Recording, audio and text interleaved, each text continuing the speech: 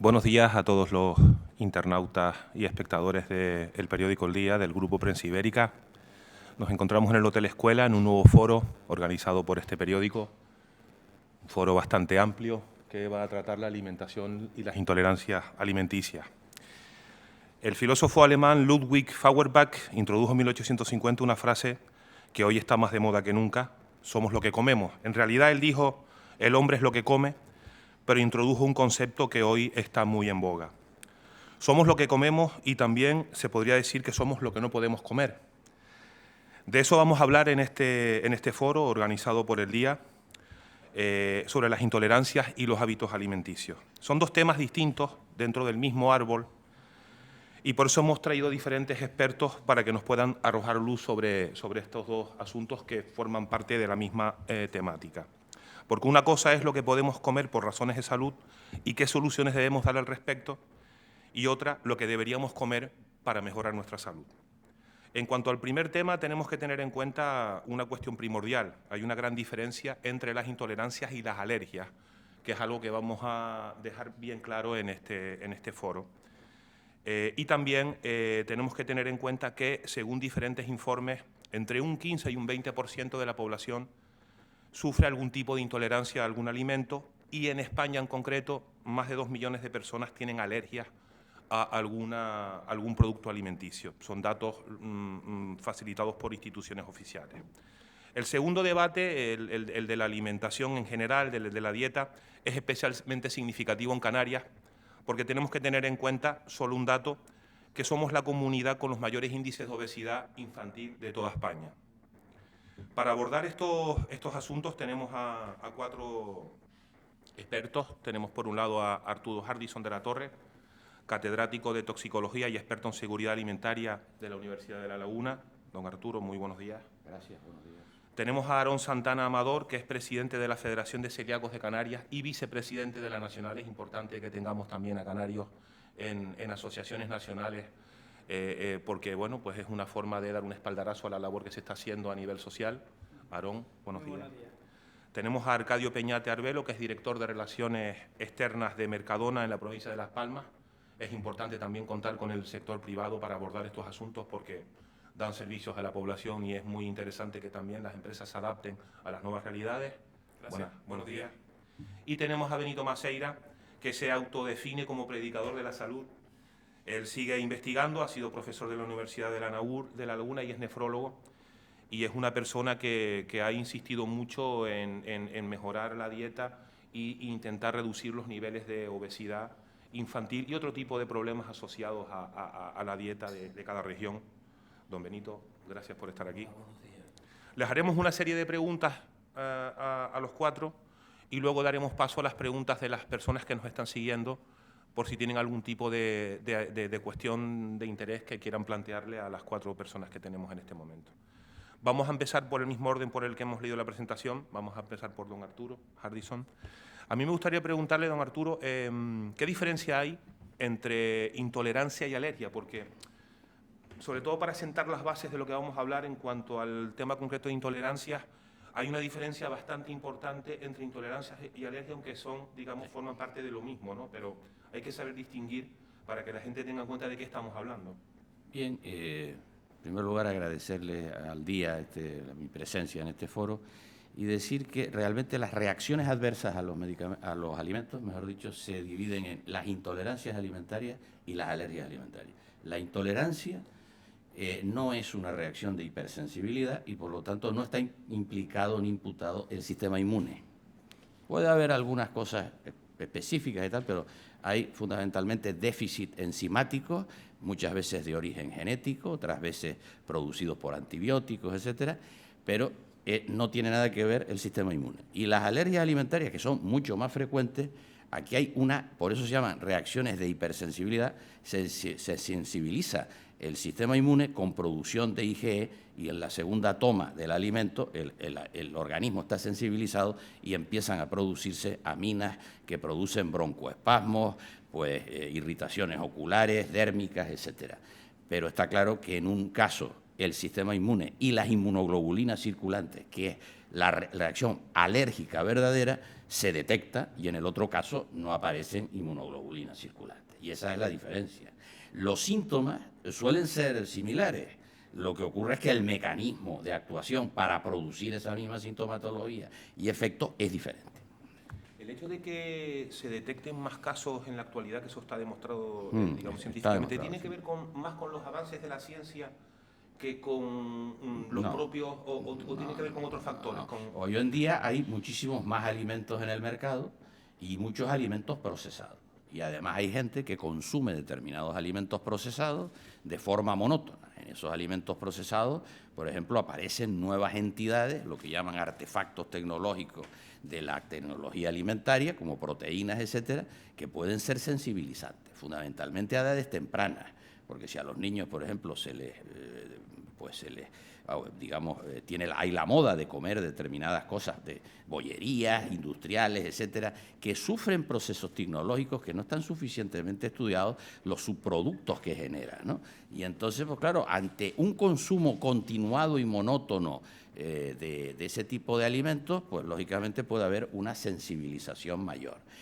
Y ya digo, la tecnología también puede producir esto. Claro, en una sociedad en donde la alimentación era pretecnológica y se comía más alimentación de cuchara, como he dicho yo siempre, pues potajes, verduras, ensaladas, pues un pan que no está tan procesado como hoy y que no tiene tantos almidones hidrolizados, bueno, pues lógicamente las alergias eran menos frecuentes. Añadamos también los aditivos alimentarios. Los aditivos alimentarios hoy se consumen mucho más porque son los que abundan en la comida procesada. Yo no los ataco, pero evidentemente cuando hay un consumo monótono de ese tipo de productos alimenticios, como son los productos procesados, porque se ha, digamos, eliminado el consumo más generalizado de platos de cuchara, bueno, pues obviamente, sobre todo los niños, ¿no?, que no tienen desarrollado totalmente el sistema inmune, pues aparecen sensibilizaciones mayores. Por lo tanto, ese es mi punto de vista. Ha cambiado la alimentación, hay nuevas cosas que pueden sensibilizar, los niños están muy metidos en un tipo de alimentación que incluso hasta cierto punto es diferente a la nuestra porque nos educamos en otro tipo de alimentación y aparece más frecuencia de hipersensibilidad. Me gustaría dejar una cosa clara antes de pasar a los otros invitados, y es que este tipo de problemas pueden surgir no desde la infancia, sino que pueden surgir incluso Totalmente. en la madurez de forma repentina sin que la persona... Totalmente. Por lo tanto, hay que, digamos, aconsejar a las personas que nos están viendo en este momento que se tienen que hacer algún tipo de pruebas si notan algún tipo de efecto con algún alimento en concreto, qué tipo de pruebas se pueden hacer. Bueno, esto es importante, ¿no? Evidentemente hay muchas pruebas desde la historia clínica, los prick tests, etcétera, cuando se ve que se consume algo que no te sienta muy bien. Desde que no lo digieres bien hasta que te aparecen pues algunas sensibilizaciones dérmicas, etcétera. Pero, bueno, está claro que, por ejemplo, en el caso de la celiaquía, hay gente que nace con esa enfermedad, pero hay cada vez más adultos que la desarrollan, ¿no? Y con gente de 40 y pico, 50 años, 20 y pico, que les aparece la sensibilización al gluten. Bueno, evidentemente esto se ha podido prevenir. Bueno, pues posiblemente sí o posiblemente o no lo sé. No sé si la prevención es, porque claro, tú no puedes dejar de tomar cereales, ¿no?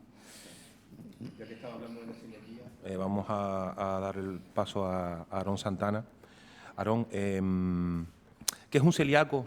Vamos a situar el debate y qué alimentos no puede ingerir. un celíaco no deja de ser una persona que no puede digerir 4 cereales fundamentalmente: la cebada, el centeno, el trigo y la cebada. Fundamentalmente el más conocido es el trigo, pero hay que tener en cuenta los 4 cereales. Existe una proteína dentro de estos 4 cereales, la cual esa proteína es la que no podemos digerir los celíacos, tanto celíacos como intolerantes al gluten. Entonces, como no podemos digerir esa proteína, pues básicamente nuestro organismo empieza a producir ciertos rechazos. Y por síntesis, esa es lo que es la definición muy básica de un celíaco. ¿Cuántos asociados hay en España y en Canarias para, digamos, de alguna forma entender la dimensión Para situarnos, En España tenemos unos 22.000 asociados y de esos 22.000 pues habemos unos 830, 840 en Canarias. Lo importante no está en los asociados, que también son fundamentalmente los asociados los que nosotros tenemos que atender. La importancia está en que las estadísticas dicen que el 1% de la población puede ser celíaca. Pero lo más grave es que de ese 1% de la población, el 85% aún no está diagnosticado. Y es donde tenemos los graves peligros hoy en día. Que la inmensa mayoría de la población que puede ser celíaca no está diagnosticada. Y ahí es donde tenemos graves problemas. ¿Y cómo se puede, es decir, para algunas personas que en un momento dado estén en ese arco de personas que no saben todavía que lo tienen, cómo podemos orientarlos para, si tienen alguna pequeña sospecha, si tienen sospecha, confirmarlo? Si tienen la sospecha, pues evidentemente hay que ir al doctor, y el doctor lo normal es que haga 3 pruebas. Hoy en día son las 3 pruebas muy básicas.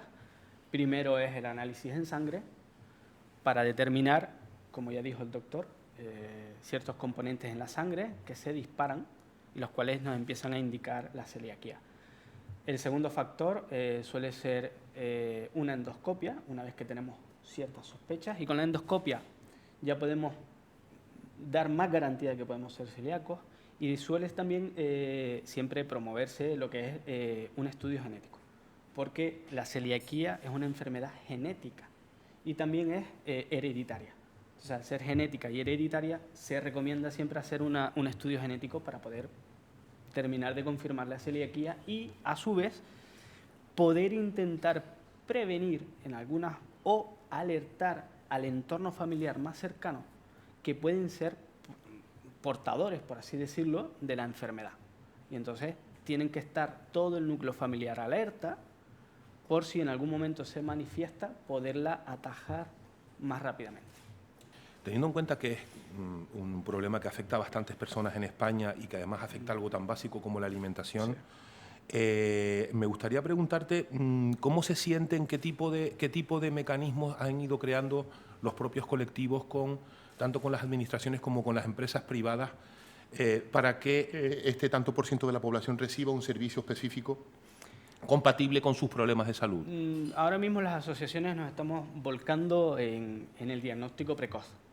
De hecho, en recientes fechas se publicó el segundo protocolo de diagnóstico precoz, el cual desde la Federación de Asociaciones de Celíacos de España estamos intentando divulgar a todo el colectivo, desde lo que es atención primaria hasta lo que es la especialidad dentro de los centros hospitalarios, o sea, llegar a todos los médicos, ya que creemos que el diagnóstico precoz nos puede prevenir enfermedades mucho más graves que pueden estar subyacentes a una celiaquía no tratada y, por lo tanto, no tener una alimentación adecuada.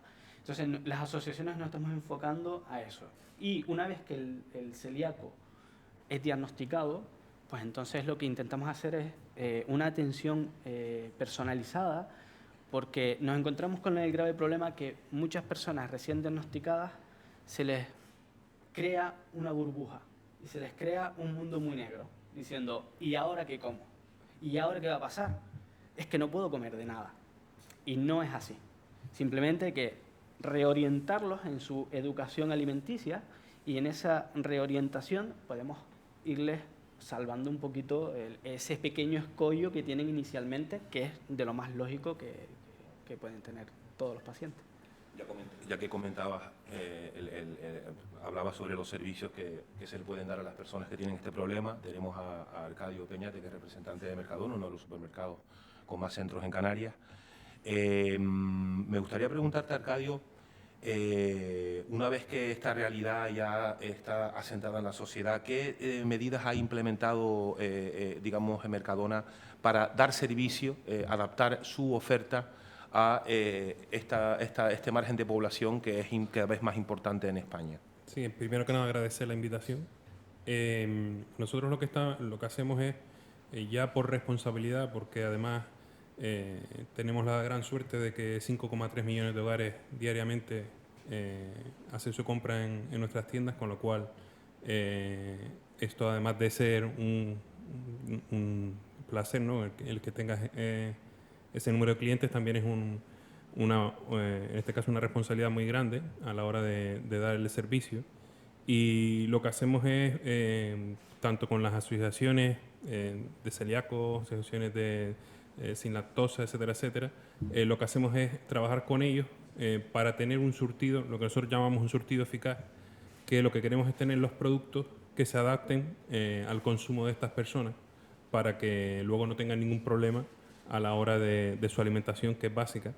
Y un poco porque te hagas una idea, más o menos, en Mercadona tenemos más o menos 8.000 referencias de 1.000.000 que hay en el mercado.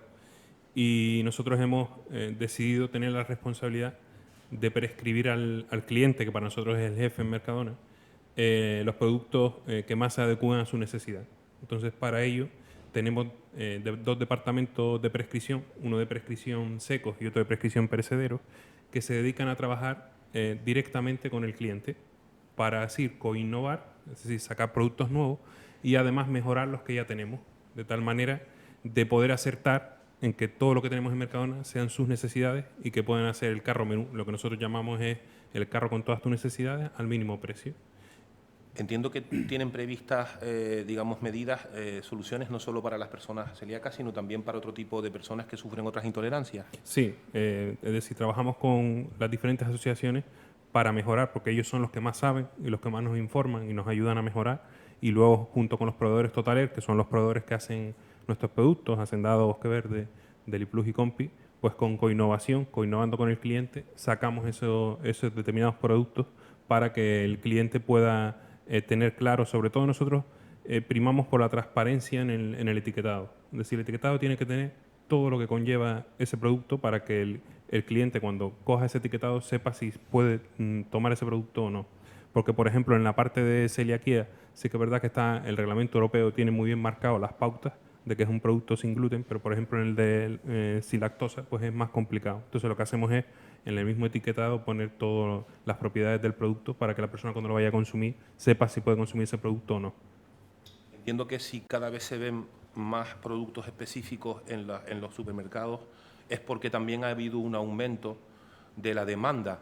¿Ustedes han notado ese aumento de las personas que tienen intolerancias o alergias a determinados productos alimenticios? Nosotros lo que sí notamos, como tenemos más o menos una venta, digamos, estándar, ¿no?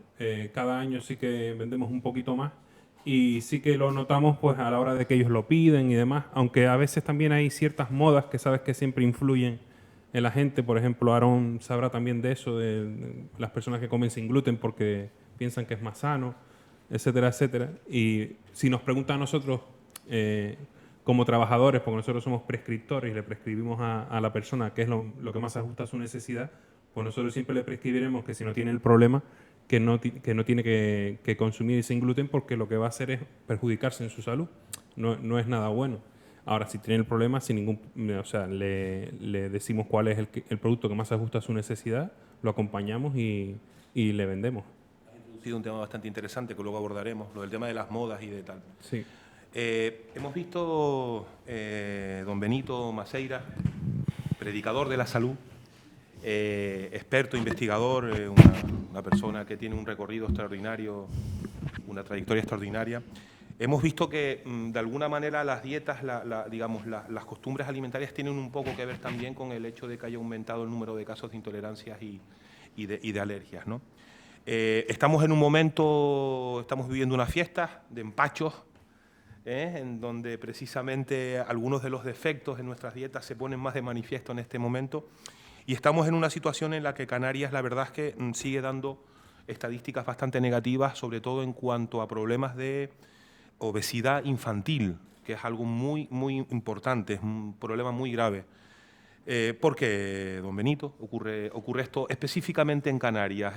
Después de haber hablado mucho al respecto, creo que los consejos son claros, todo el mundo los conoce, pero sin embargo los datos siguen siendo bastante negativos, ¿no? ¿Qué ocurre? Sí, bueno, primero agradecer al día la invitación. Lo que pasa que yo creo que ha sido una invitación con mala puntería, porque aquí debía de estar un gastroenterólogo, un especialista en digestivo o un nutricionista o si me apuran un endocrino. Bueno, pero usted seguro que Pero nos va a arrojar mucha luz. no un nefrólogo. Yo soy predicador de la salud, una vez jubilado, porque yo durante mucho tiempo estuve investigando por qué en Canarias tenía esa tasa brutal de obesidad. Yo siempre digo que las Islas Canarias no deberían llamarse Islas Canarias, sino Islas Michelin. Y como la obesidad conlleva automáticamente la diabetes, y la diabetes es la primera causa de entrada en diálisis, de insuficiencia renal, pues de por ahí empecé a tirar del hilo y llegué a la conclusión que el factor de riesgo más importante para padecer las complicaciones de la diabetes no es otro que la minusvalía social. Es decir, en resumen, no come sano el que quiere, sino el que puede. La minusvalía social hace que, por ejemplo, un 70% de la población de Canarias no pueda comer sano porque no tiene medios económicos para hacerlo. Hay que tener en cuenta que estamos en una de las regiones más pobres del país. Les pongo dos datos. El 70% de los tinerfeños ganan menos de 1.000 euros al mes. El 30% de los canarios gana menos de 600 euros al mes. El porcentaje de extrema pobreza en Canarias es del 13.4%, en contraste con el 6.4% de la media nacional. Con esa minusvalía económica y por lo tanto social, y conlleva por supuesto cultural, la población canaria lo que tiene que a lo que recurre para sobrevivir es la comida procesada. Y la comida procesada es una comida que no es sana. Se manipulan física, químicamente, se añaden aditivos, colorantes, saborizantes, etcétera, etcétera, con la finalidad de hacerlo más atractivo. Y la diferencia es que es mucho más barata que la comida sana. Y la población no es que quiera comer comida procesada. La población no le queda otro remedio que comerla porque la comida sana es digamos, carísima. 178 euros antes de la crisis, fue un estudio que nosotros hicimos, es lo que se gasta una familia canaria de 4 miembros para comer 4 días en semana verduras, potajitos, etcétera, etcétera, y una pieza de fruta en cada comida. En aquellos tiempos, estoy hablando antes de la crisis, resulta que 178 euros era el 39% del sueldo medio de Canarias. Es decir, es un problema estructural, es un problema sociopolítico, es un problema que demanda soluciones sociales, puesto que la base es fundamentalmente social. Y esto, pues tiene, digamos, una incardinación con lo que estamos hablando, con las intolerancias alimentarias. ¿Por qué?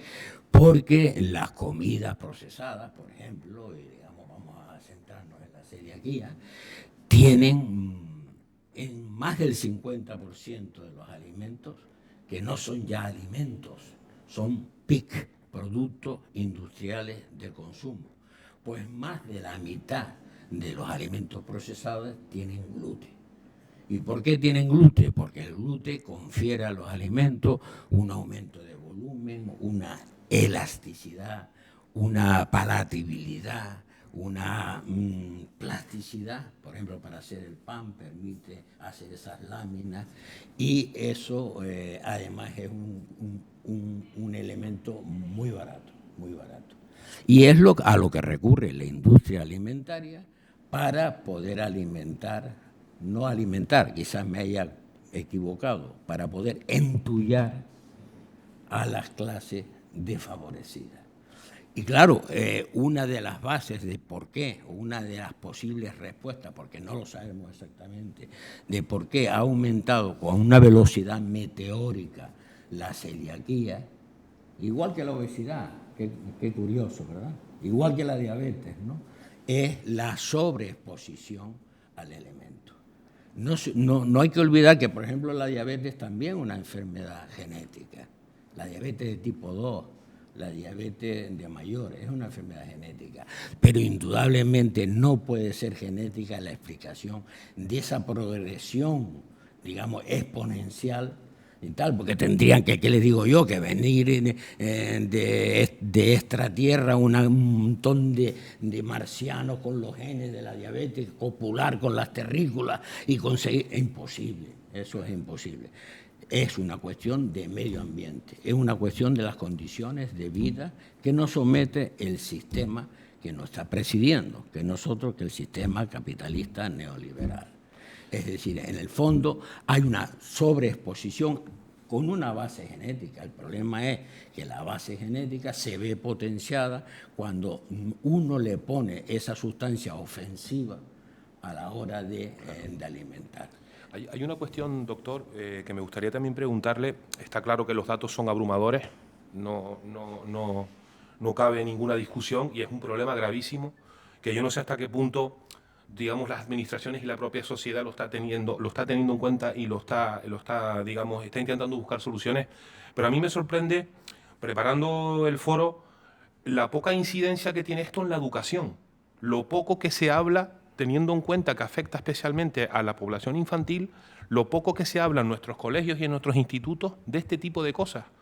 Es decir, evidentemente los factores socioeconómicos están ahí y para eso hay que buscar otro tipo de medidas, pero ¿no sería bueno, teniendo en cuenta que Canarias tiene estos problemas y estos altos tantos por ciento de obesidad infantil, introducir en el colegio este tipo de cuestiones que, por lo que yo he consultado con algunos compañeros, algunos profesores, no se da en las aulas? Es más, incluso hay propios comedores que no tienen una dieta adecuada a esta realidad, que es verdaderamente preocupante. Bueno, yo creo que has tocado en la tecla, ¿no? Es decir, no se habla de esto, no se expone en la escuela, no se mete en el currículum escolar porque no interesa. No, la salud no interesa. Eso es duro, ¿no? Interesa, es durísimo, pero interesa fundamentalmente el negocio. Y estamos presididos por lo que yo llamo el gran hermano, es decir, el estamento financiero, bancario y multinacional, que es el que en realidad manda. No mandan los jefes del gobierno. ¿Usted ha ido a dar alguna charla a algún colegio o instituto? Yo estoy yendo continuamente ¿Sí? a institutos para sensibilizar sobre todo a los chicos ya adolescentes. ¿Y son iniciativas puntuales o son iniciativas son organizadas? Son iniciativas, digamos, que una vez que conocen mi rollo, pues los directores del instituto, etcétera, etcétera, dicen, oye, qué interesante, vente a dar una charla a los chicos para demonizar, para ir en contra de la comida basura, de las hamburguesas. ¿Y con qué se topa en esas charlas con los chicos, cuando usted tiene contacto con los estudiantes? Hay dos diferencias fundamentales. Una es que depende de que el colegio tenga ecocomedores. Los ecocomedores fue una iniciativa del gobierno de Canarias prácticamente pionera, en el cual se está alimentando a los chicos, a los escolares, con comida ecológica. Entonces, si el colegio tiene ecocomedores, yo me he dado cuenta del papel tan positivo que tiene en la educación alimentaria de los escolares. Y otros colegios que están, digamos, en plan de, ¿cómo se llama?, de catering, que no tienen cocina propia, etcétera, etcétera, ya la diferencia es de sensibilidad y de educación es muchísimo menor. Y después depende del voluntarismo de, digamos, los encargados del colegio, del director, del cuadro administrativo. Los que están interesados me llaman y los que no. Cuando eso, como tú dijiste, debía ser parte del currículum escolar. Una de las cosas, una asignatura que yo lo veo que sería muy positiva es que incorporar como asignatura la visita de los escolares a su ecocomedor, para ver lo que es comida sana, para ver lo que no es sana, para ver, digamos, todos los efectos beneficiosos de todo lo que deriva de la manipulación física, química, etcétera, aditiva de los alimentos. Si le soy sincero, creo que hemos acertado con su presencia aquí y no hay mejor experto que nos pueda resumir estas cosas como usted, la verdad. Yo creo que estoy Creo que hemos actuando acertado. de abogado del diablo, pero yo tengo que decir lo que pienso. Nos acompaña Lidian del Pino, que es coordinadora de la web del día y que está siguiendo el debate y, digamos, palpando las sensibilidades de los espectadores que nos están siguiendo. Lidian, buenos días. Buenos días. La verdad es que tenemos un montón de preguntas en directo en el Facebook. Una de las primeras es cómo pueden detectar las madres, bueno, pues si su hijo es intolerante a algún tipo de alimento. Me imagino que los alimentos los niños irán comiendo poco a poco o tomando poco a poco esos alimentos, introduciéndolos en su alimentación. Hombre, hoy la dieta precisamente no es muy variada, es monótona.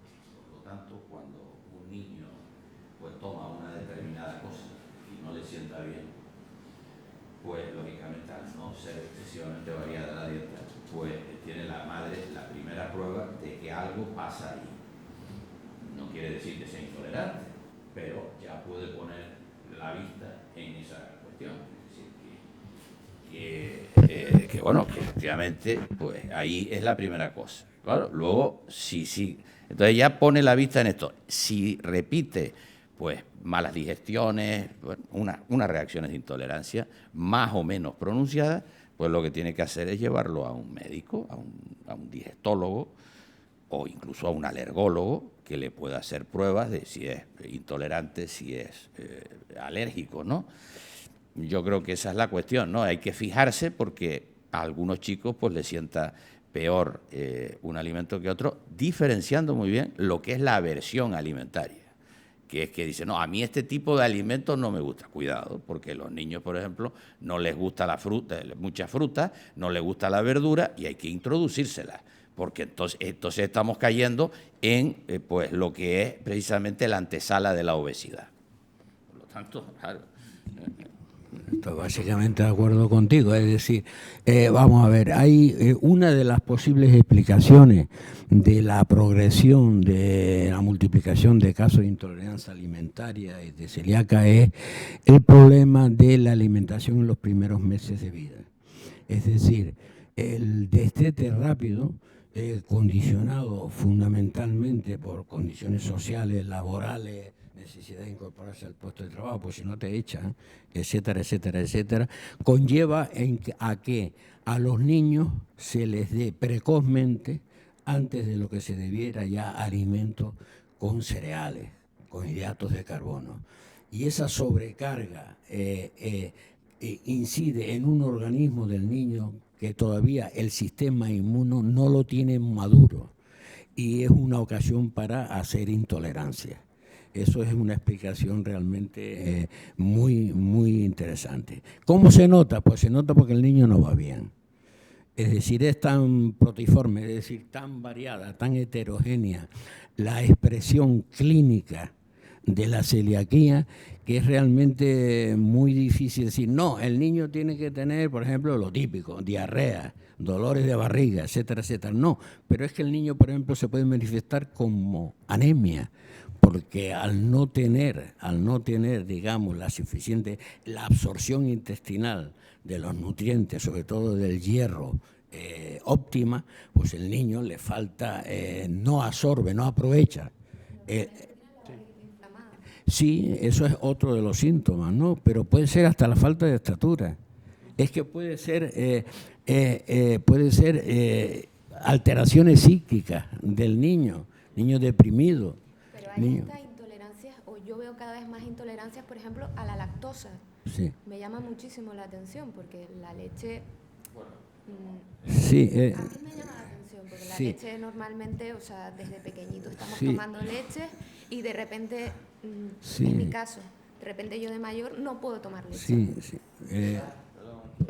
Quizás estamos centrando todo en el tema de los cereales y el gluten. Vamos a ver, los estudios se amplían introduciendo también precozmente el huevo, que tiene una proteína de alta calidad, pero también alergénica, y que produce, es un alimento alergénico. Y también, lógicamente, la referencia a la leche. Bueno, la leche realmente y los productos lácticos, como leche entera, leche semidesnatada, desnatada, el adulto puede prescindir de ello. Es más, debe de tomar poca, es mi opinión. Y hay derivados como el queso y como es pues los yogures, etcétera, que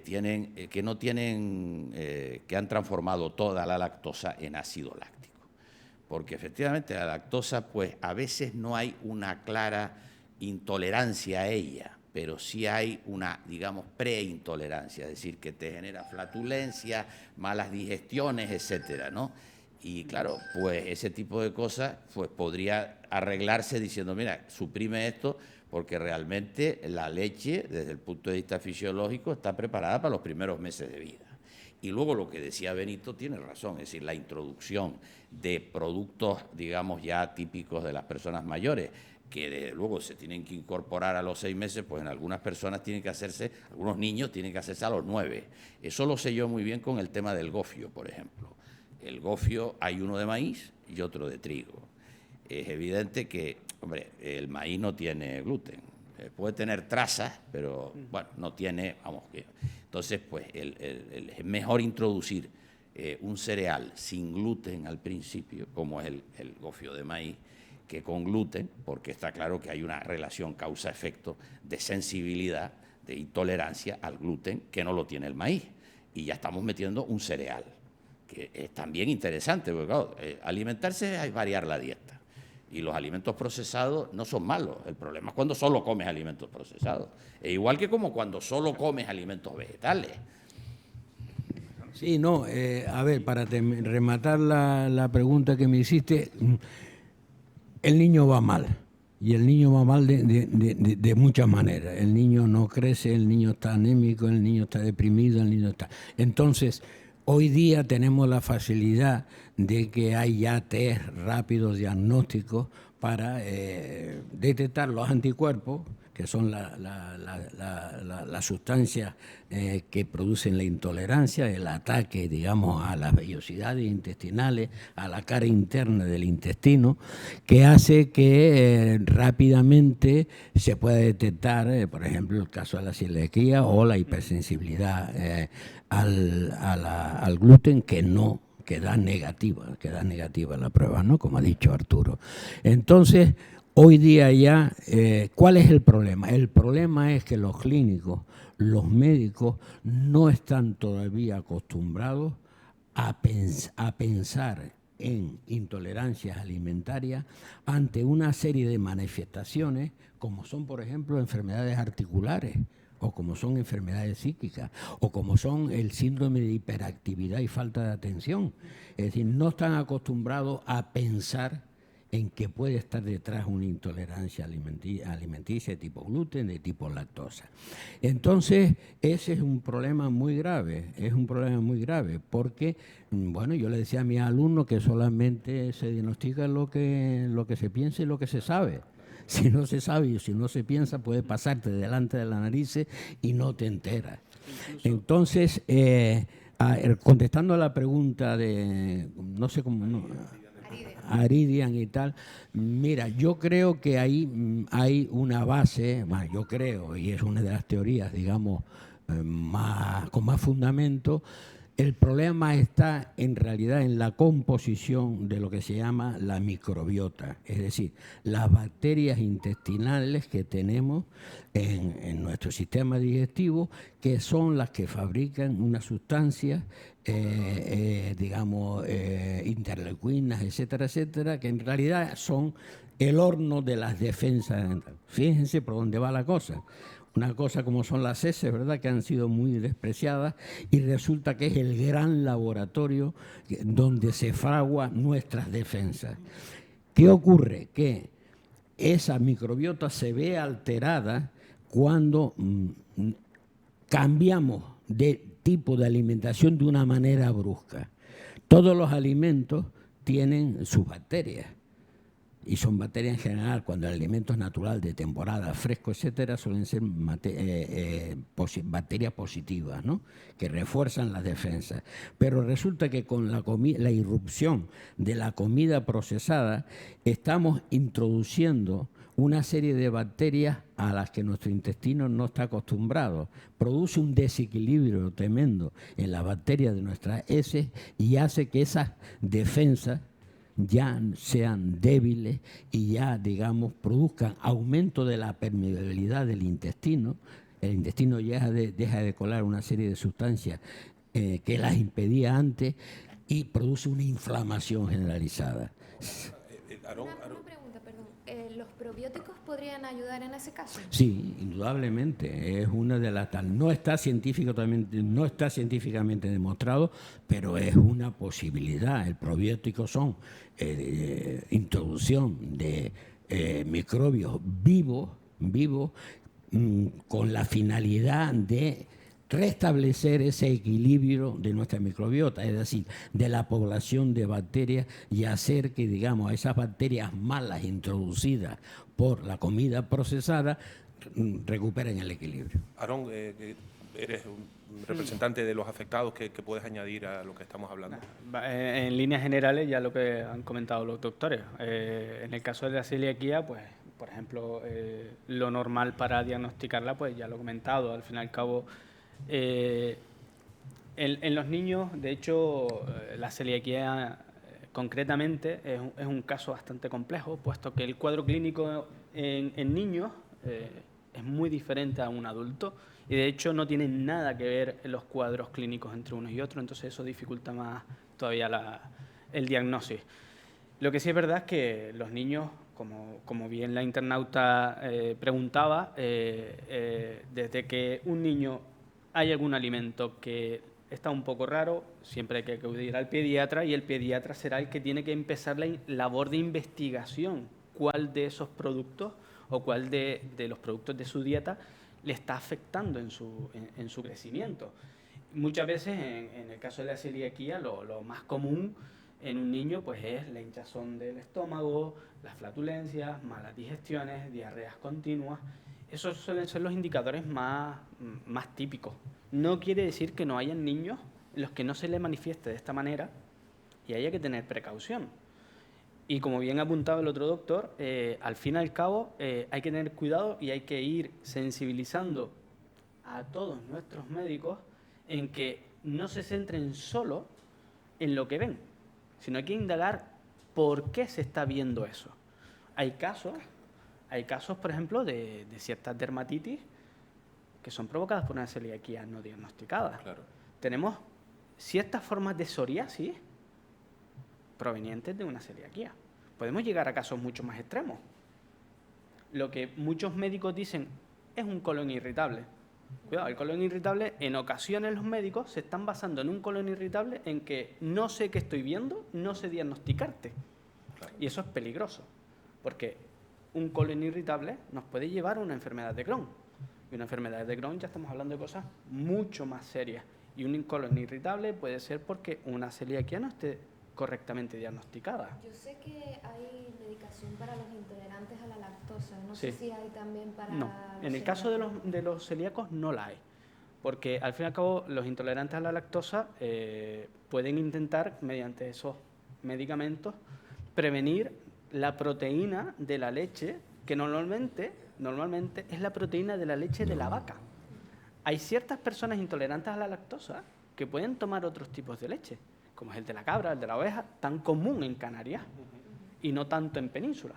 Pero en Canarias, por ejemplo, podemos tirar por la leche de cabra natural y no tienen la proteína de la vaca. Y hay muchas personas que se están diagnosticando como intolerantes a la lactosa, las cuales son solamente de la proteína de la vaca, con lo cual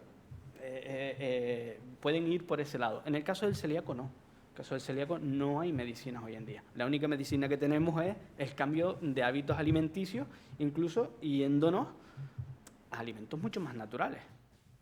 Me gustaría, Arcadio, estamos hablando de investigaciones, estamos hablando de profundización de estos problemas que son cada vez más acuciantes en la sociedad.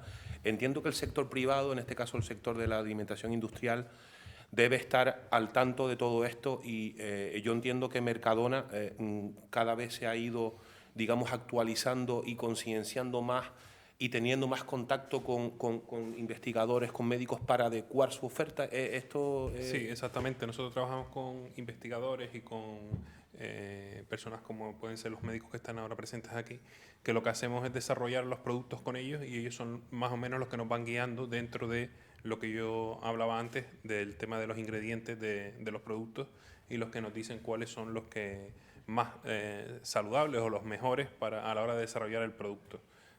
También estamos concienciados en el sentido de que sabemos que tenemos que ir hacia donde va el jefe, que es el cliente en Mercadona, y va hacia productos más saludables, con lo cual nosotros cada vez nos tenemos que adaptar más a ese tipo de productos. Y bueno, pues tenemos productos como el Cale, que es un producto de estos que llaman productos muy sanos, etcétera, etcétera, que vamos introduciendo poco a poco porque es lo que nos demanda el consumidor. Y al final, pues por ejemplo, ahora estamos inaugurando la sesión nueva de Listos para Comer, donde ahí también digamos que hacemos una reflexión sobre los productos que son más saludables a la hora de exponerlos al cliente, ¿no? Lo que queremos es dar el mejor producto, lo más sano posible y al mínimo precio posible. Es un poco la idea básica. Y bueno, productos sin gluten que tenemos en torno a 1.250, siempre estamos trabajando para mejorar, y si podemos tener productos sin gluten, que al final al que no lo tiene pues no le pasa nada, pues mejor. Lo que pasa que es verdad que el producto, cuando es sin gluten, tenemos que, digamos, analizarlo y hacerlo bien con los proveedores, y si toca, por ejemplo, el sabor del producto, ya cambia la cosa, ya no podemos tener ese producto generalizado para todos. Si no cambia el sabor, pues se pone sin gluten y ya directamente vale para todas las personas que son celíacas, por poner un ejemplo. Estamos hablando de aspectos que son fundamentales, pero también tenemos que tener en cuenta que las cosas han cambiado, no comemos tan bien como antes, pero somos más que antes, y evidentemente tenemos que alimentar a mucha más gente. España a lo mejor en otra época, digamos, preindustrial, preurbana, pues tenía 10 millones, 5 millones de habitantes, ahora estamos con más de 50 o casi 50, entonces, digamos, eso también cambia la realidad y es un reto al que acompañar a los retos de los que estamos hablando. Yo entiendo que el buscar el equilibrio es complicado porque hay que alimentar a muchísima más gente y muchas veces no hay. Por ejemplo, en Canarias, ¿qué puede usted aportar al respecto? ¿Hay bastante materia prima para poder alimentar o hay que traer de fuera? Es decir, porque claro, es que...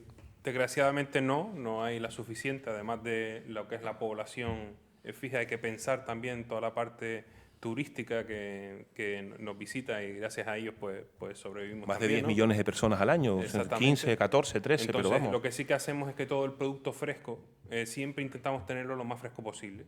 O sea, si es del lugar, mucho mejor. Y lo que hacemos es trabajar, pues por ejemplo, con cooperativas para el tema de las papas.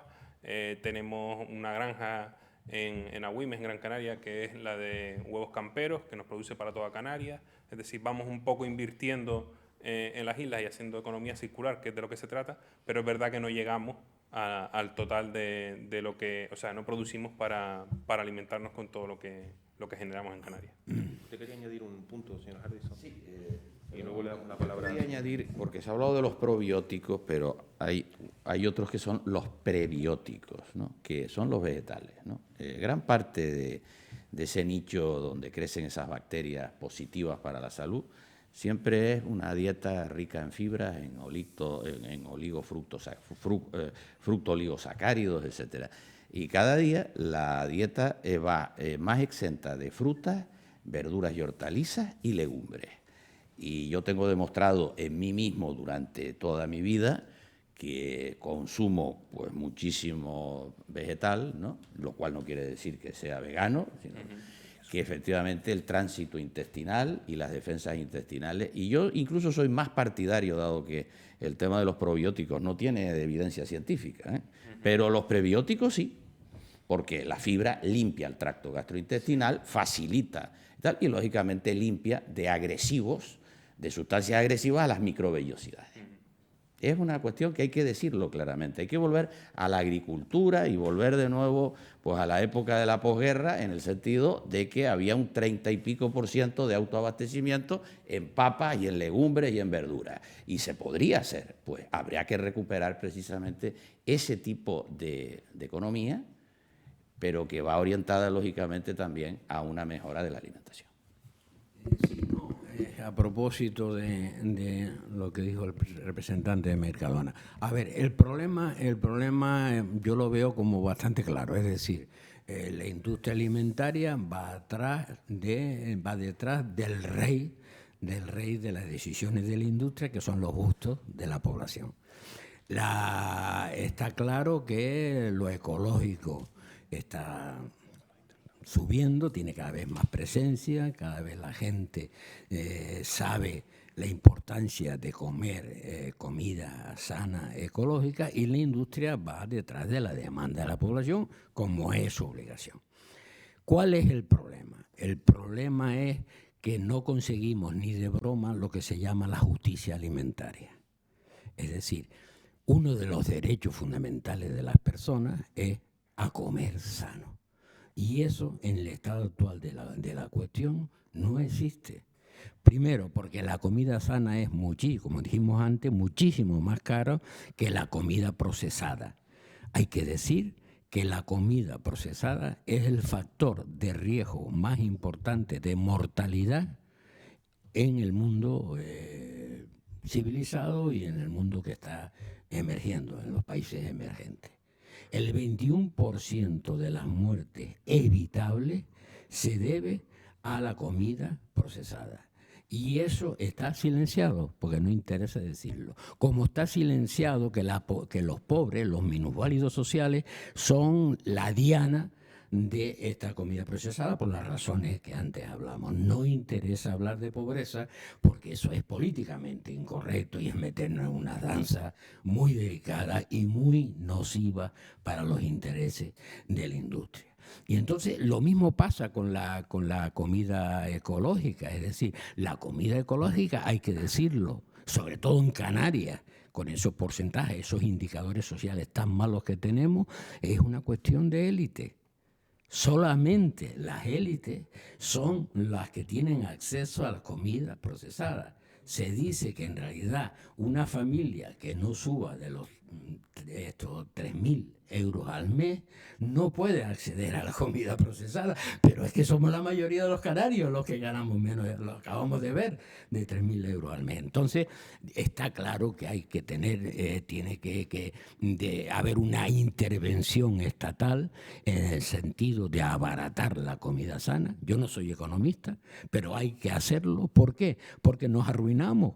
Porque en realidad las consecuencias de no abaratar la comida sana conlleva a obesidad, conlleva a intolerancia y conlleva a unos gastos médicos brutales, sociales. Pero claro, sería más barato, mucho más barato cambiar la situación, claro, que tener que estar luego pagando en los hospitales, en el servicio sanitario, lo que se está perdiendo. Claro. La ha dicho la OCDE hace un mes y medio, en realidad. Es decir, estamos pagando los problemas de la comida procesada en forma de diabetes, obesidad y tal, y con la intención oculta de echarle la culpa a los gordos. Pero fíjese qué curioso, estamos generando, hay un montón de gente que nos está enviando preguntas y un montón de gente que nos está siguiendo. Está claro que son asuntos que nos preocupan, pero en los debates preelectorales yo no escuché ni una sola mención a la alimentación. Mira, has tocado un punto muy importante, que es, yo diría, la casi anestesia de la clase política en estos problemas. La falta de empatía de los políticos a sus gobernados, a nosotros, es brutal. ¿Pero por qué? Porque la clase política está esclavizada por el gran hermano, que es el que decide. Y el gran hermano impone. No hubo ni una sola mención. Yo no recuerdo que nadie hablase, no sé si a lo mejor... No, de hecho, Y acaba de decir mi compañero Arturo que además los compran, ¿no? Hablamos otras cosas que no nos quitan. Bueno, en algunos problemas sí nos quitan. Mira, llevamos como 10 años ya intentando que la comunidad, el Parlamento Europeo, apruebe una cosa muy sencilla, que es el perfil nutricional. Simplemente consiste en que en las etiquetas se ponga: este alimento es rico en grasa, este alimento es rico en sal, este alimento es rico en azúcar, el gran problema hoy día del azúcar.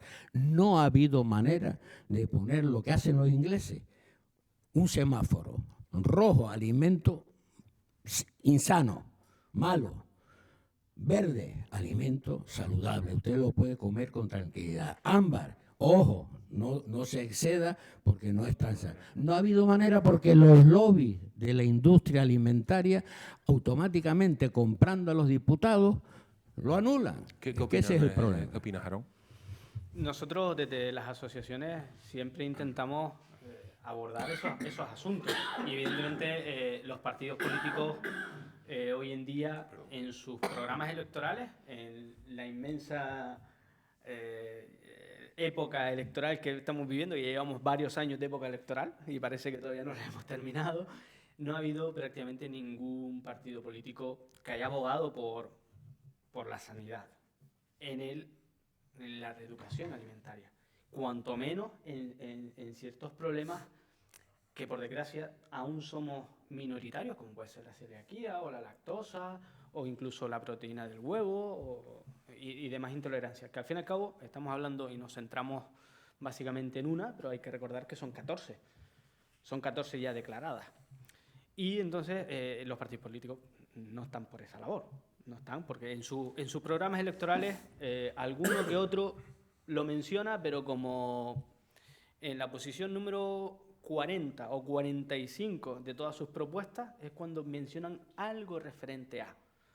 Con lo cual, evidentemente, los partidos, todos sabemos, la población sabe que cuando una mención está tan abajo en sus propuestas electorales, es un relleno para llegar. Entonces, los partidos no están por ahí, por esa labor. Nosotros desde las asociaciones sí que estamos constantemente luchando por eso, por acercarnos, como ya se mencionó, a los colegios.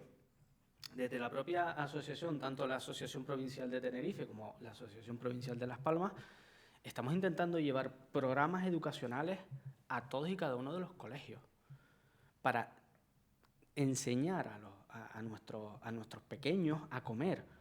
Como bien se ha apuntado incluso en durante el debate, los alimentos procesados, e incluso Mercadona está ahora optando, que él no, para eso está él aquí como miembro de Mercadona, está intentando abogar también por los productos frescos.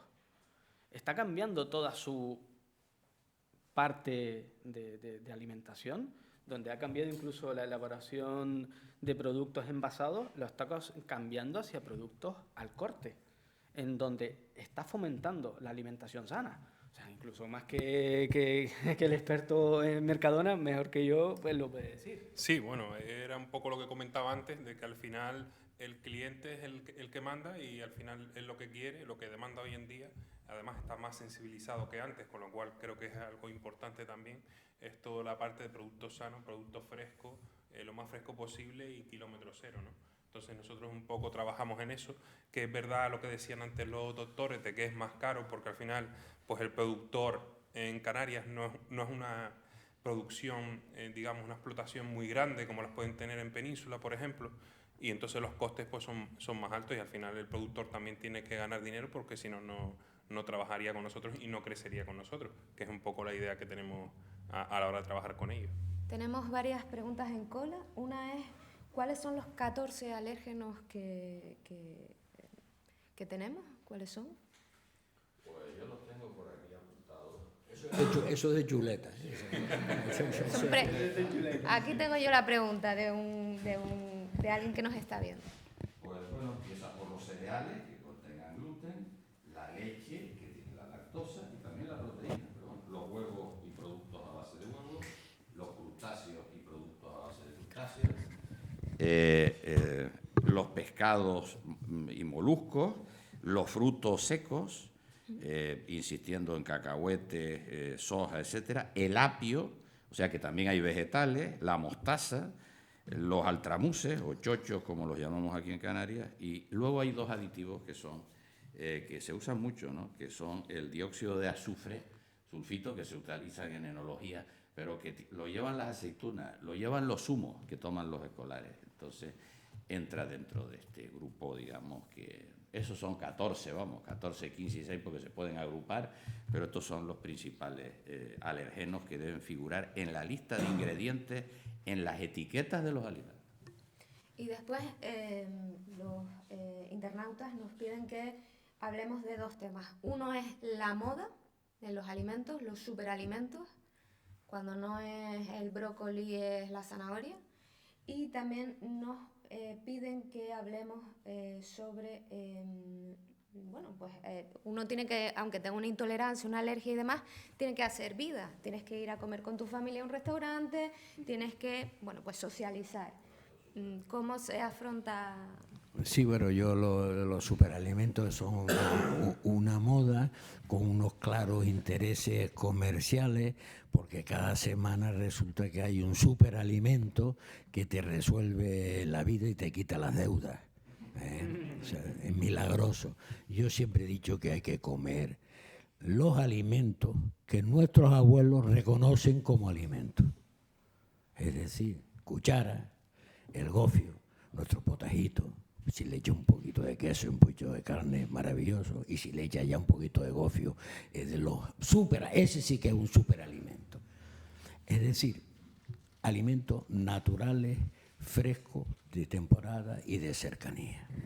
Y punto. Yo no sé si Arturo quiere tal, está de acuerdo conmigo, pero es que... Eso además es una moda que busca otro tipo de dinero, pero a fin de cuentas desequilibra la dieta. Es decir, que eso tiene un proceso, sobre todo para niños, etcétera, que los deja con deficiencias nutricionales, que también es malo. Es decir, que el problema de la nutrición no solo son intolerancias, sino también a lo mejor que puede darse en estas dietas de comida procesada, es que a lo mejor la ingestión de vitaminas o de elementos minerales, dado que lo procesado utiliza el calor, muchas vitaminas, sobre todo hidrosolubles, son termolábiles, y los escaldados eliminan minerales, por lo cual, O sea, que desde el punto de vista nutricional, pues, tampoco... la zanahoria no te quita la deuda de Hacienda, vamos. No. La zanahoria es un buen alimento, pero no hay sino un alimento completo, que es la leche para los niños, lactantes, nada. Se me ha olvidado una condición de lo que tiene que comer la gente. Lo que aconsejo es que además no aparezca publicitado en televisión. Los garbanzos no se anuncian, no se publicitan. Los garajudías, ¿no? En cuanto a las modas, evidentemente últimamente salió la moda de que el comer gluten era malo, era perjudicial.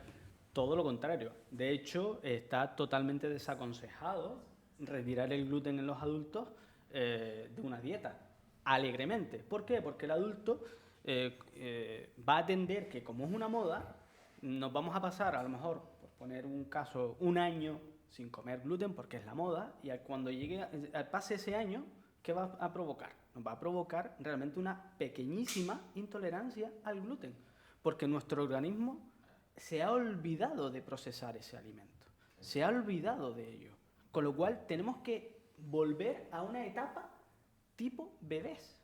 Tenemos que volver a reintroducir ese alimento de forma paulatina y controlada, para que nuestro organismo vuelva otra vez a aprender a procesar ese alimento. Entonces hay que tener mucho cuidado con las modas de, es que ahora el gluten es malo, es que ahora no sé qué, es que ahora no sé cuánto. No, cuidado. Y como bien indican los doctores, tenemos que llevar una dieta totalmente equilibrada y totalmente bastante holgada en productos. ¿Esto lo han percibido ustedes, Arcadio, en los supermercados?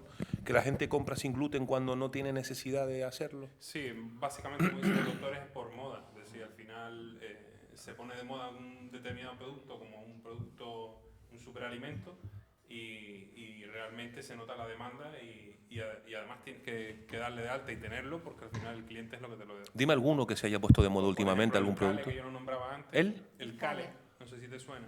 Está en la zona donde están todo el tema de ensaladas y demás. Es como, digamos, como una lechuga, ¿vale? Pero que se llama así el Cale y tiene vitamina D y se puso de moda en su momento y nosotros lo tenemos dentro de esta zona donde se venden las ensaladas y tuvo su boom en su momento y ahora pues se vende normal, o sea, como si fuera una ensalada, pero que son algunos de los productos que van saliendo y que al final pues tú tienes que tenerlo. Es verdad que es un superalimento en el sentido de que tiene una vitamina que a lo mejor otros no lo tienen, pero no puedes comer de eso solo. Es decir, al final la dieta mediterránea es lo más aconsejado para todo el mundo, ¿no? Sí, con respecto a lo que tú dijiste antes, es una cuestión de dosis. Es decir, pasa lo mismo con el azúcar. Si no comiéramos azúcar, nuestro cerebro no funcionaría, porque las neuronas consumen fundamentalmente glucosa. Pero lo que no puede hacer es entullarte de azúcar, ¿no? Es que el problema de las comidas procesadas es que tiene una barbaridad de grasa, una barbaridad de sal y una verdadera barbaridad de azúcar, que tiene después, que abre la puerta a la diabetes, que engorda, y la obesidad lleva más diabetes, etcétera, etcétera. Hay que comer de una manera equilibrada. Pues lo mismo pasa con el gluten. No se puede prescindir del gluten. ¿Con el azúcar de la fruta sería suficiente? Bueno, es decir, a ver, un poquito más, porque las necesidades de azúcar del ser humano, de un adulto, digamos, de tipo medio, ¿no?, son 25 gramos al día. Para conseguir eso a base de fruta sería demasiada fruta, aunque ya hay, digamos, una recomendación clara de que al menos coma 5 piezas de fruta al día. 5. A 5. Entonces, ¿cuál es el problema de nuevo? Que la fruta está carísima. La fruta está como las viejas, o como casi el jamón serrano. Entonces, ¿qué porcentaje de la población puede comerse 5 piezas de fruta al día? Volvemos a lo mismo, volvemos a condicionamiento social y a la necesidad de que el Estado intervenga en pro de la salud de la población. Hay una cosa que, ya para ir concluyendo, ya más de una hora de debate, hay una cosa que nos están preguntando mucho, sobre todo las familias a través de Internet, y es fácil hablar de que tenemos que alimentar a los niños bien, pero claro, eso no es sencillo, porque los niños están en un entorno cultural determinado, piden papas fritas, piden hamburguesas, ven los anuncios, ven la tele y tal, están rodeados de amigos. Hay mucha gente que nos está preguntando, ¿qué técnicas podemos utilizar para vencer esa resistencia de los niños y que los niños tengan una buena dieta en nuestras casas, en nuestros hogares? No sé si empezamos por ejemplo. Vamos a ver, yo en esto es complicado el tema porque, como decía Benito, es un problema económico, ¿no? A los niños primero hay que saciarlos. Pero claro, la saciedad no conlleva directamente, por supuesto, la buena alimentación, ¿no? Entonces, si tú además a esas edades tempranas no educas, que hay que decirlo, en la introducción de alimentos que son complicados, porque claro, el azúcar y la sal son dos grandes atrayentes que introdujeron los americanos en su dieta y que hoy lo están pagando con la obesidad y lógicamente el síndrome metabólico, pero que nos la han trasladado a nosotros. Es un tema muy complicado porque lo que es cierto es que las familias que tienen recursos económicos gasten mucho más en alimentación y en educación que en coches y en viajes y esto hay que decirlo, porque esa es la educación, ¿no? En mi casa se comía muy bien y se viajaba menos, ¿no? Bien, pues es hacer eso. Luego, la intervención en esos ámbitos de pobreza, entiendo, y lo digo, es la solución, que se tiene que hacer desde la escuela. Pero no educando, sino que muchos niños hacen por lo menos una comida al día, que no es poco, en donde debe de haber mucho más fruta, mucho más verdura, y tienen que introducírselo porque si no se acostumbran en esas edades a comer ese tipo de alimentos, de mayor van a tomar una dieta refinada, es decir, van a ir fundamentalmente a lo procesado, porque el atractivo del binomio sal y azúcar, pues les va a seguir. O sea que la escuela a los pobres y a las personas menos pobres que tengan en cuenta que hay que comprar en educación, comprar libros, coño, que hoy la gente no lee nada, y al mismo tiempo, hacer potaje, comprar fruta de temporada, ¿no? Y luchar un poco con los chicos para que una alimentación que no es tan atractiva, pero que es mucho más sana, al final, a mí no me gustaba el puchero de chico, pero me obligaban a comerlo. Y hoy me encanta el puchero. Sí, yo quisiera incidir en una cuestión de que se habla poco, ¿verdad? Que es que el consumismo engorda. Es decir, en una región tan pobre como Canarias no nos libramos de la incitación consumista. Todo el mundo quiere tener el coche en la puerta, la semana de vacaciones en el sur, la PlayStation, los videojuegos para el niño y tal, porque el vecino la tiene. Y porque además nos han convencido que para ser felices tenemos que tener toda esa serie de dispositivos, porque si no, no lo somos, si no, no estamos completos, porque siempre el vecino está ahí al lado. Entonces, ¿qué ocurre? Que con un tranco de sueldo tan pobre como tiene Canarias, resulta que no caben el comprar todos esos productos que te dicen que tienes que comprar para ser feliz y al mismo tiempo comer sano. Porque la comida sana es cara. Y entonces no caben las dos cosas. No salen las cuentas, como no salen las cuentas ahora para la elección del nuevo gobierno. Es decir, bueno, entonces, ¿qué hace la población? La población hace que echa para atrás lo que no se ve.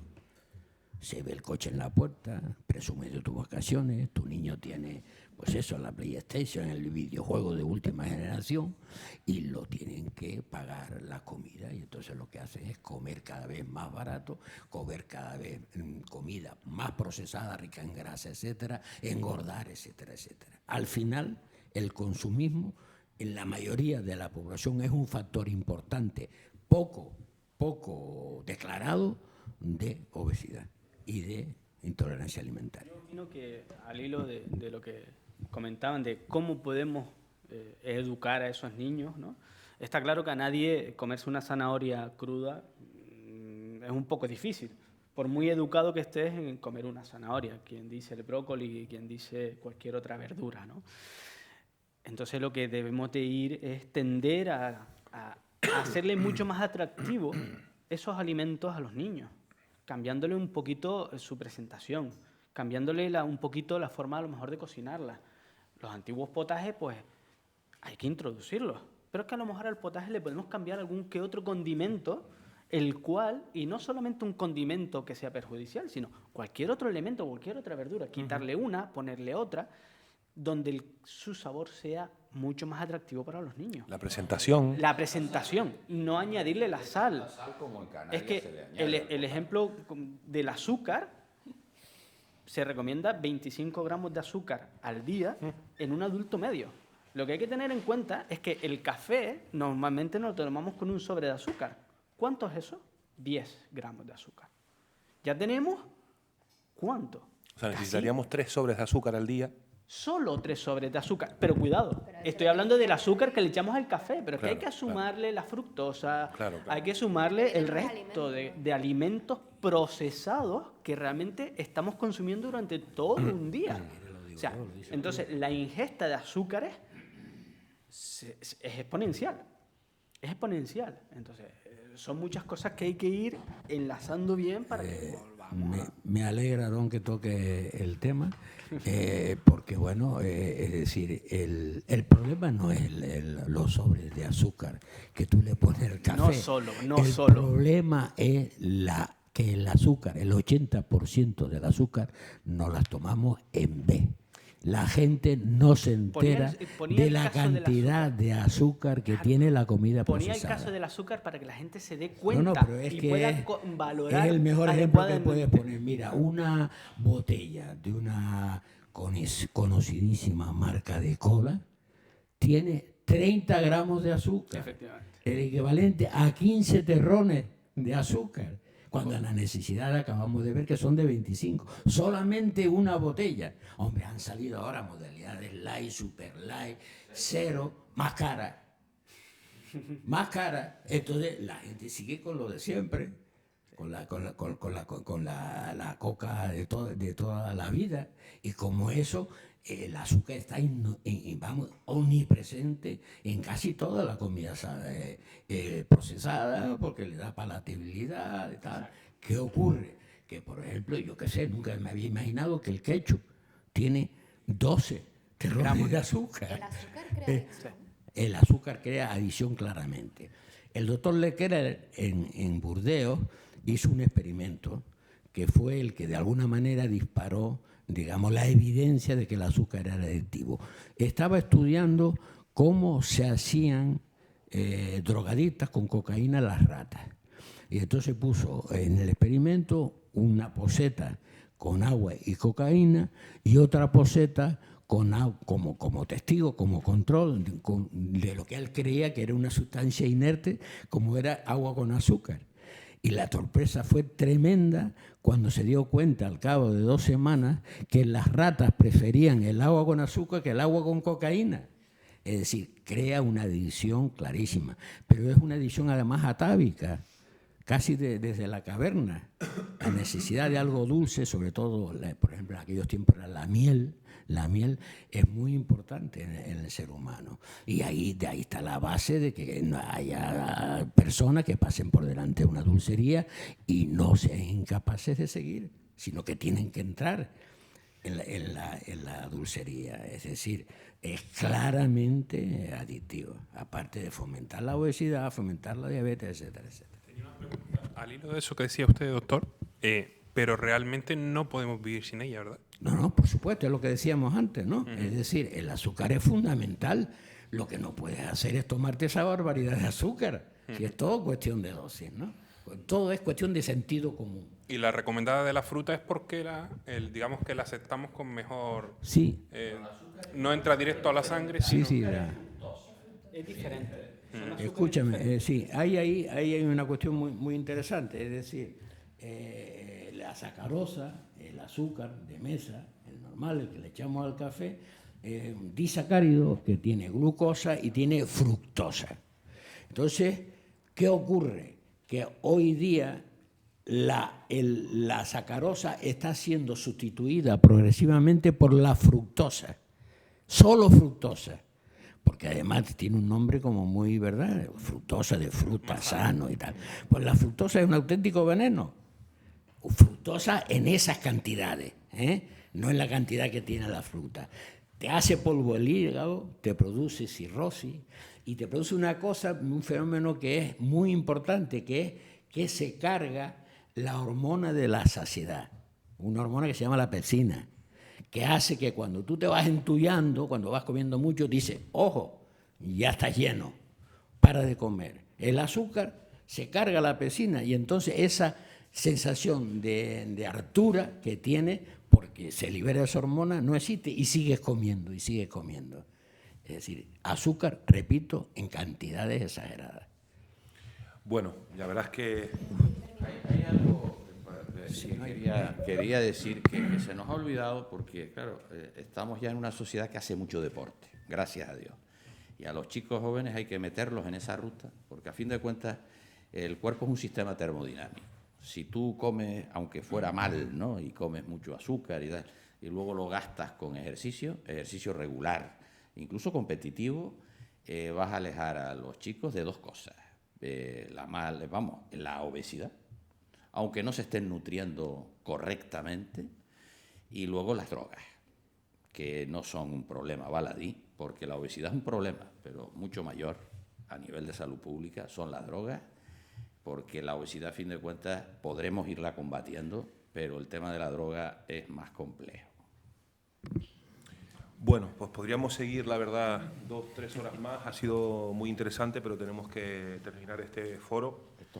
Dado que ha generado muchísimo interés, yo creo que vamos a intentar organizar algún foro más en esta línea, porque nos parece un asunto muy importante para nuestros espectadores, para nuestros oyentes, para nuestros lectores, tanto en el formato del periódico El Día, La Opinión de Tenerife de papel, como en el formato digital. Y les agradecemos mucho don Arturo Hardison, Aarón Santana, Arcadio Peñate, Benito Maceira, que hayan estado con nosotros y nos hayan dado tantos datos para intentar ser, sobre todo, más sanos y más felices. Muchas gracias y gracias a todos los internautas y a todos los espectadores por haber participado en este espacio.